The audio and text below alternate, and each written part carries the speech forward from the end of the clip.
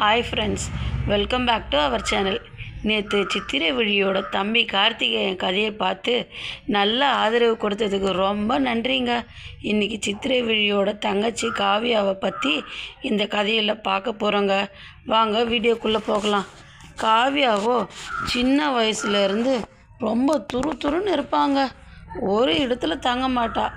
காவியா அவங்க அண்ணன் கார்த்திகேயன் கூட ரொம்ப சண்டை போடுவாங்க.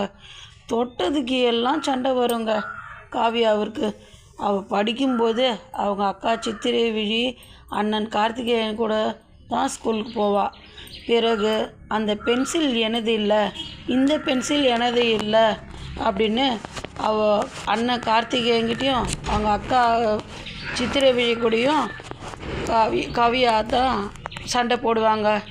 காவியா அப்பாவோ, அடே கார்த்திகேயா, சித்திரை விழி, நீங்கள் பெரியவங்க தானே, உங்கள் தங்கச்சி சின்னவோ, அவகிட்ட கேட்கும் பென்சில் பேனாவை அவளிடம் கொடுத்துடுங்க.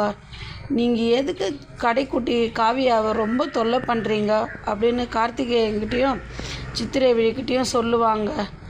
அப்புறமா கடைசியில் விட்டு கொடுத்துடுவாங்க. சரின்னு அவளுக்கு தேவையான பென்சிலும் அவகிட்ட கிடச்சிடும், அவளுக்கு தேவையான பெண்ணும் அவளுக்கிட்ட கிடச்சிடும். கடைக்குட்டினால் ரொம்ப செல்லமாக வளர்த்தாங்க. அப்பா தான் முத்து, ரொம்ப செல்லம். நாட்களும் கடந்து போச்சுங்க. இப்படியே போயிட்டு இருந்தது. இவளோ பள்ளி படிப்பு நல்லா முடித்தாங்க. இவ காலேஜ் படிக்க போகிறான்னு ஆசைப்பட்டதும் அப்பா கிட்டே போய் சொல்கிறா, அப்பா நான் பள்ளி படிப்பு நல்லா முடிச்சிட்டேன், காலேஜுக்கு போய் படிக்கணும், அதுக்கு நீங்கள் என்ன சொல்கிறீங்க அப்படின்னு கேட்டதும், ஓகேம்மா நீ காலேஜ் படிக்கிறியா, உன் இஷ்டம்தாம்மா, நீ என்ன படிக்கிறியோ படிமா, நான் உனக்கு உறுதுணையாக இருக்கிறேன் அப்படின்னு சொல்லியாச்சு. பள்ளி படிப்பு முடிச்சிட்டேன்ப்பா, நீங்கள் இந்த காலேஜ் நம்ம ஊர்கிட்டே இருக்கிற காலேஜ்லேயே சேர்த்து விடுங்க, நான் படிக்கிறேன் அப்படின்னு அந்த காலேஜ் படிப்பையும் நல்லா போய் படிக்கிறதுக்கு அவங்க அப்பா கிட்டே பர்மிஷன் வாங்கிட்டாங்க. அம்மாவும் அப்பாவும் நான் மேலும் படிக்கணும்னு மறுபடியும் காலேஜ் படிப்பு முடித்ததுக்கப்புறம் மறுபடியும் காலேஜ் பெரிய படிப்பு படிக்கணும்னு போய் படிக்கிறாங்க. இப்படியே அவளோட வாழ்க்கையை நல்லா என்ஜாய் பண்ணிட்டு வந்தாங்க. இதனோட தொடர்ச்சியை நம்ம நாளைக்கு பார்க்கலாங்க. இந்த வீடியோ உங்களுக்கு பிடிச்சிருக்குன்னு நினைக்கிறேன். லைக் பண்ணுங்கள், ஷேர் பண்ணுங்கள், சப்ஸ்கிரைப் பண்ணுங்கள்.